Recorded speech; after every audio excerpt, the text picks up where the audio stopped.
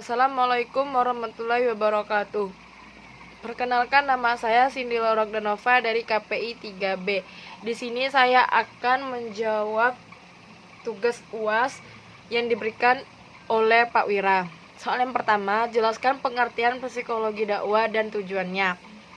Pengertian psikologi dakwah merupakan cabang pengetahuan baru yang merupakan gabungan antara kajian psikologi dengan ilmu dakwah. Psikologi dakwah juga pada hakikatnya merupakan bagian dari psikologi Islam. Karena dalam psikologi dakwah, landasan yang digunakan sama dengan yang digunakan dalam psikologi Islam, yaitu Al-Quran dan Hadis. Oleh karena itu, untuk mempermudah memahami tentang psikologi dakwah, maka perlu diketahui pengertian psikologi dan secara sendiri-sendiri. Secara sederhana, psikologi sering disebut sebagai ilmu yang mempelajari tingkah laku manusia yang merupakan gejala dari jiwanya. Sedangkan definisi yang telah terperinci menyebutkan bahwa psikologi adalah ilmu pengetahuan yang mempelajari tingkah laku lahiriah manusia dengan menggunakan metode observasi secara objektif, seperti terhadap rangsangan atau stimulus dan jawaban atau respon yang menimbulkan tingkah laku. Menurut Syekh Ali Mahfudz, dakwah adalah mendorong atau memotivasi manusia untuk melakukan kebaikan dan mengikuti petunjuk, memerintahkan mereka berbuat ma'ruf dan mencegahnya dari perbuatan munkar agar mereka memperoleh kebahagiaan dunia dan akhirat. Psikologi dakwah ialah ilmu pengetahuan yang bertugas mempelajari atau membahas tentang segala gejala hidup, kejiwaan manusia yang terlibat dalam proses kegiatan dakwah. Psikologi dakwah juga diartikan sebagai ilmu pengetahuan yang mempelajari tentang tingkah laku manusia yang merupakan cerminan hidup kejiwaannya untuk diajak kepada pengalaman ajaran-ajaran Islam demi kesejahteraan hidup manusia di dunia dan di akhirat. Dalam referensi ini dijelaskan bahwa psikologi dakwah ialah ilmu yang berusaha menguraikan, meramalkan dan mengendalikan tingkah laku manusia yang terkait dalam proses dakwah. 2. Jelaskan intisari makalah saudara masing-masing.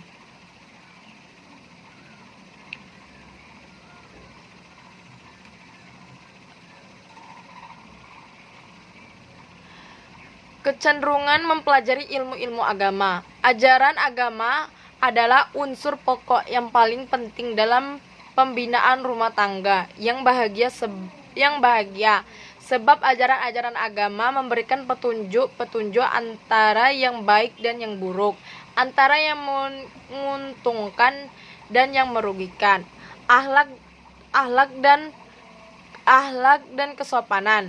Rumah tangga yang sakinah itu ialah terciptanya hubungan humoris antara sesama keluarga suami dan istri, anak dengan anak-anak, anak dengan orang tua dan lain-lain, serta adanya keseimbangan di antara mereka yang tua itu mengasihi yang muda-muda. Harmoni dan pergaulan. Dalam rumah tangga yang sakinah itu senantiasa tergalang pergaulan yang harmonis antara sesama anggota keluarga. Semuanya menempatkan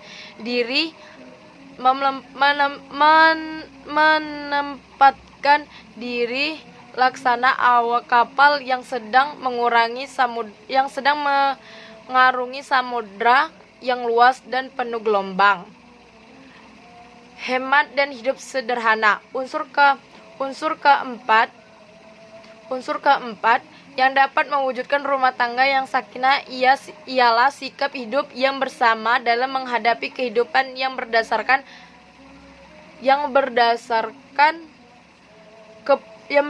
kepada kesederhanaan hidup dan hemat. 3.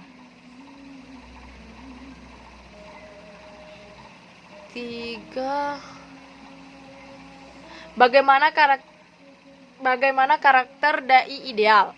Pertama, niat ikhlas karena Allah dan terhindar dari penyakit cinta dunia.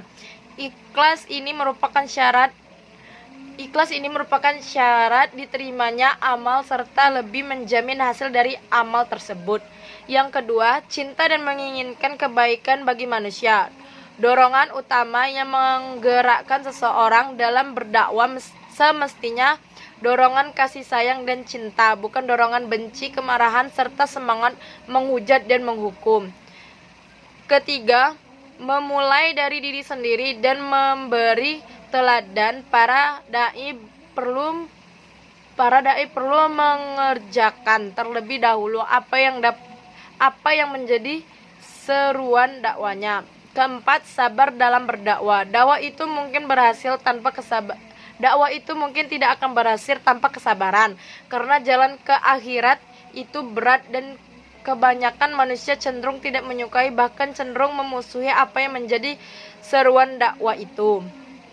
Kelima, lemah lembut. Dakwah perlu dimulai dari hati karena apa yang datang dari hati akan sampai kepada hati.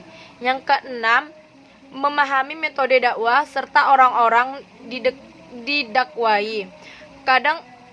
Kadang seorang cukup diingatkan dengan isyarat atau contoh yang baik.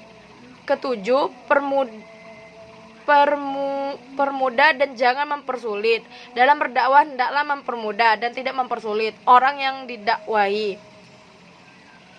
Soal yang keempat, jelaskan karakter wajib bagi Nabi Muhammad SAW serta teladan dakwah.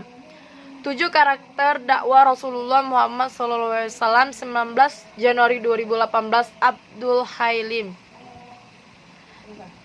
Jika seseorang tidak mempelajari sosok Rasulullah Muhammad SAW, maka akan banyak nilai-nilai kebaikan yang luput dari perhatian manusia. Akan banyak samudra ilmu yang hilang dari dunia ini. Begitulah ungkapan Raghib As-Sirjani dalam karyanya yang berwujud Ar-Rahman fi Hayatin Rasulullah.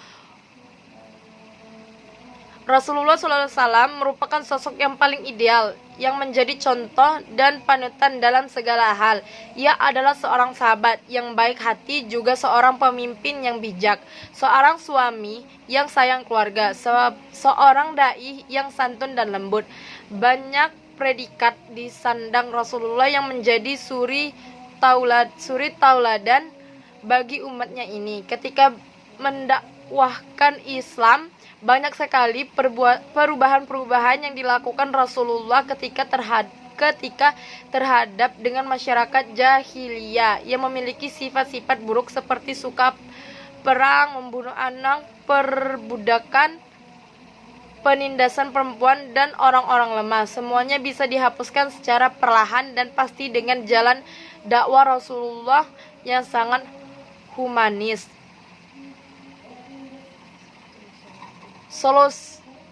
Solusi dalam menghadapi banyak persoalan, Rasulullah menjadi problem solver yang bijak. Misalnya saat sampai di Madinah, saat Rasulullah menghadapi masyarakat yang heterogen yang sering berselisih, Rasulullah mempersaudarakan kalangan muhajirin atau yang ikut hijrah dengan Rasulullah dengan kalangan Ansor atau penduduk asli Madinah. Setelah itu baru Rasulullah membangun struktur politik dengan Yahudi dan penduduk Madinah lainnya yang dikenal dengan Piagam Madinah atau Sahifah Al-Madinah. Mungkin cukup itu saja yang bisa saya jawab. Sekian, terima kasih. Wassalamualaikum warahmatullahi wabarakatuh.